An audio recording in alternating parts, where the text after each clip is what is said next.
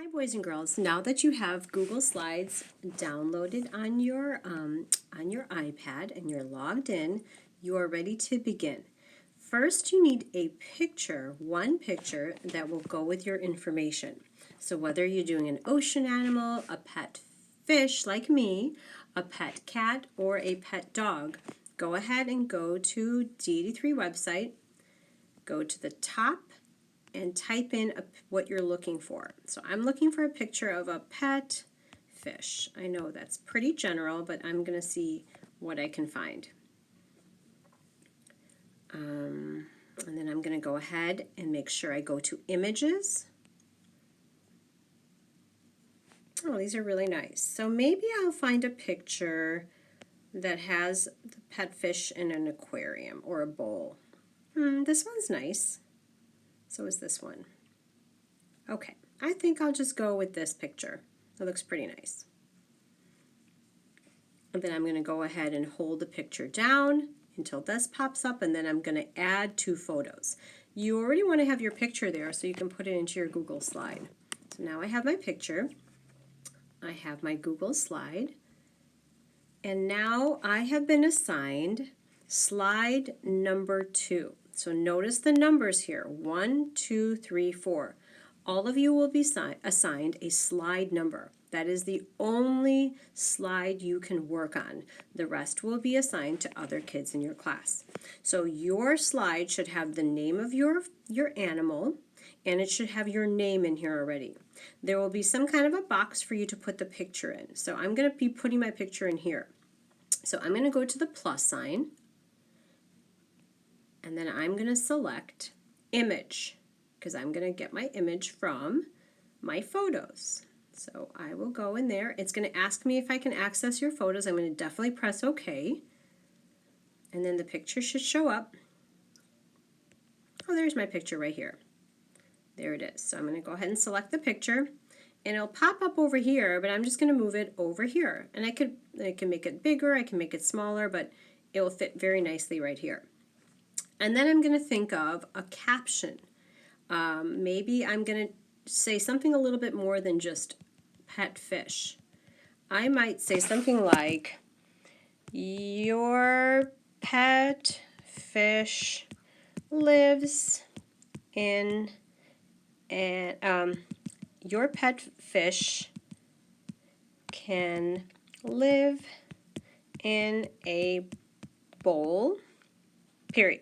Okay, so one of my facts that I'm going to be talking about is that your pet fish can live in a bowl. So I just included that in the caption. Your caption cannot be just one word. It has to be a complete sentence. And then over here is going to be where I'm going to type it. It says type your text here. So the first thing I'm going to do is I'm going to delete this text, and then I'm going to go ahead and start with my beginning sentence. So I'm going to make sure I have my rough draft ready to go, and my rough draft is in my notebook. I have that handy because I already wrote everything out, and so now it's just a matter of typing it. So I'm going to write my first sentence. That's my main idea or topic sentence. And that is, a fish can be a fun pet. An exclamation point. That's my first sentence. I can go ahead and press the return key because I'm going to make that its own paragraph. And then I know that I need to go on to my first paragraph, and it's going to talk about the body. So I'm going to just type exactly what I have in my draft. I can always fix it later, but I wrote that pet fish are small and colorful. Period. Space. Make sure you have one space between your sentences. It is 1 to 2 inches long. Period. Space. Now I do not want to make this a separate sentence. I'm keeping all of the facts about its body in one paragraph. So I'm just going to go ahead and type this first paragraph.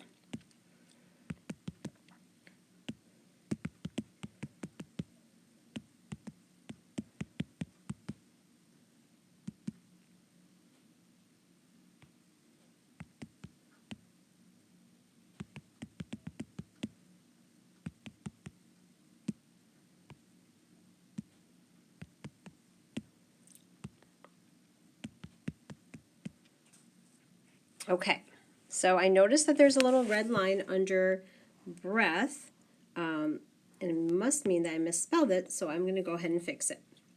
And if it's red, don't worry about it, just get the typing out. So now I'm ready for my next paragraph, which is about how to take care of a fish. So I'm going to press the return key, and you see how it went to the next line and there's a little space? That's what I want. So my next paragraph about how to take care of a fish is going to start here. Then I'm going to go ahead and finish typing the whole thing.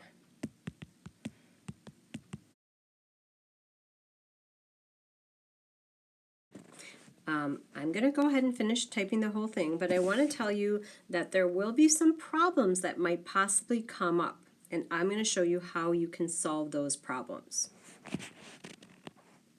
One problem that can come up sometimes is the text box. The text box sometimes can disappear. Maybe somehow you got rid of it and you don't know how you got rid of it, but now you can't type anything. So here's what you do. You go up to the plus sign, and you see where it says text?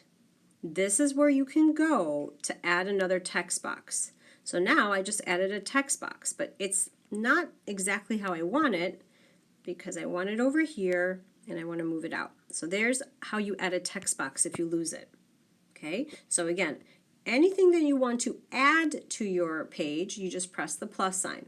There really isn't much to it. You're not going to add a lot of these things. You're just going to add the image and only the text box if you lose a text box. Otherwise, you're not going to do any of this. As far as your font and the style of the letters, please keep it the way I set it for you because then all the pages will look the same. Do not color your words, keep it black or the color that I selected for you so that again we keep the book looking exactly the same. So if you lost a text box, if you forget anything, please, hopefully you are going back to this video to review it. And there's not much to it. It saves it automatically, so there is nothing you have to do to save it. And your teachers and I will check it over and make sure that everything looks good on the page. Again, please only type on your page that has your animal name and your name on it. Good luck, boys and girls.